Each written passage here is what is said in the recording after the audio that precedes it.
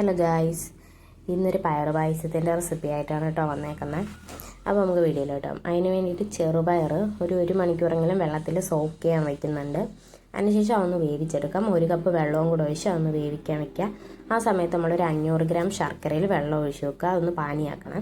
അപ്പോഴത്തേക്ക് നമ്മുടെ പയറൊക്കെ വെന്ത് വന്നിട്ടുണ്ട്. ഇതിലേക്ക് നമ്മളൊരു 10-15 മിനിറ്റ് വെള്ളത്തിൽ സോക്ക് ചെയ്യാൻ വെച്ച് ചവ്വരി ഇട്ട് കൊടുക്കാം. ഇനി അതൊന്ന് കുക്ക് ചെയ്തെടുക്കാം. അതൊന്ന് കുക്കായി വരുമ്പോഴത്തേന് നമ്മുടെ ശർക്കരപ്പാനി ഒഴിച്ചു കൊടുക്കാം. എന്നിട്ട് അതൊന്ന് മിക്സ് ചെയ്തതിന് ശേഷം പാലാണ് കേട്ടോ ഒഴിക്കുന്നത്. ഞാനിവിടെ 1 കപ്പ് പാലാണ് കേട്ടോ എടുത്തിരിക്കുന്നത്. അപ്പോൾ പാലൊഴിച്ചിട്ട് നന്നായിട്ടൊന്ന് മിക്സ് ചെയ്ത് അതൊന്ന് തിളച്ച് വരണം. നന്നായിട്ടൊന്ന് തിളച്ച് വന്നതിന് ശേഷം മാറ്റി വെക്കാം. ഇനി നമുക്കൊരു ചീനച്ചട്ടി ചൂടായതിന് ശേഷം അതിലേക്ക് നെയ്യ് ഒഴിച്ച് കൊടുക്കുക. പിന്നെ അതിലേക്ക് കാഷ്യൂനട്ടാണ് കേട്ടോ ഇട്ട് കൊടുക്കുന്നത്. അത് നമുക്കൊന്ന് വറുത്ത് കോരിയെടുക്കണം. അപ്പോൾ അതൊരു ബ്രൗൺ കളർ ആകുമ്പോഴത്തേനും അതൊന്ന് കോരി മാറ്റാം. എന്നിട്ട് നമ്മൾ അതേ നെയ്യിലേക്ക് തന്നെ നമ്മൾ കിസ്മിസ് കൂടി ഇട്ട് കൊടുക്കുന്നുണ്ട്.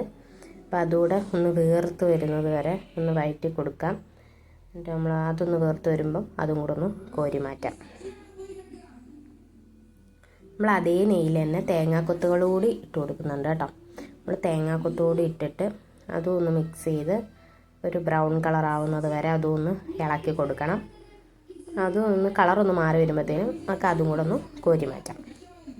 പിന്നെ നമ്മൾ സെയിം അതേ നെയ്യിൽ തന്നെ ഏത്തപ്പഴം കട്ട് ചെയ്തും കൂടി ഇട്ട് കൊടുക്കുന്നുണ്ട് കേട്ടോ. ഇത് ഓപ്ഷണലാണ്, നിങ്ങൾക്ക് ഉണ്ടെങ്കിൽ മാത്രം ചേർത്താൽ മതി, ഇല്ലെങ്കിലും ഒരു കുഴപ്പമില്ല. ഉണ്ടായതുകൊണ്ട് ഇട്ടുന്നേ ഉള്ളൂ. അത് ഒന്ന് വഴറ്റിയതിന് ശേഷം ആ നെയ്യോടുകൂടി നമ്മൾ പായസത്തിലേക്ക്, തിളച്ച് വെച്ച പായസത്തിലേക്ക് ഇട്ട് കൊടുക്കുന്നുണ്ട്. അതിനുശേഷം നമ്മൾ 2-3 ഏലക്ക ചതച്ചത് ഇട്ട് കൊടുക്കുന്നുണ്ട് കേട്ടോ, ഒരു ഫ്ലേവറിന് വേണ്ടിയിട്ട്.